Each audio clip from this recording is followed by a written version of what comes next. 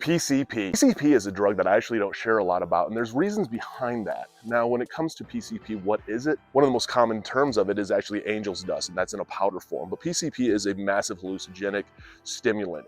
It's more powerful, almost, I would say, than like cocaine and meth is. But here's the thing. When it comes to people in the last year that have used PCP, it is less than 0.5% of the US population. So there's not a lot of people that actually use this drug.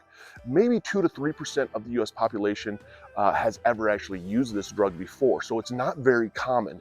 And there's a lot of reasons behind it. It was more of a niche drug. This was a drug that never picked up. And because of just the way that it had effect with people's mood, the anger, the rage that could come out, it made it where there was this stigma that a lot of people were actually, even drug users, afraid to use this because it was something that it had such adverse effects to it. Where when it came to using a drug like cocaine, or it comes to even like crystal meth, it's not as insane and intense as when it came to PCP. So it's not a common drug that's used out there. It is used in a couple different forms. Most common form is powder, angel's dust. And I've actually, as a recovering addict, have never ran into a PCP addict, somebody who was actually addicted to this substance.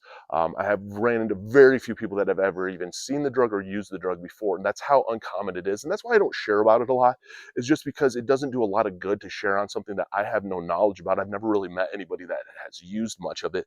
So I like to educate just from personal experience the best that I can. And that's what it's about. I think it's important to educate and share. I mean, PCP is a very dangerous drug, obviously, if drug users aren't wanting to use this drug. And so the more that we do educate and share, the more it shows how insane addiction truly is. And there's no right or wrong way of getting sober. I got sober 7/25/17, and whether it's going to inpatient treatment or outpatient treatment, download Sunflower Sober. Tag down below, link is in the bio. Start tracking your days of sobriety. Talk to Sam, the AI sponsor support. Journal. Understand where your urges and cravings come from. Who knows, man? Go to AA meeting, go to an NA meeting, go to find a therapist, a doctor, a psychiatrist, get on the right meds, do all of that and then some.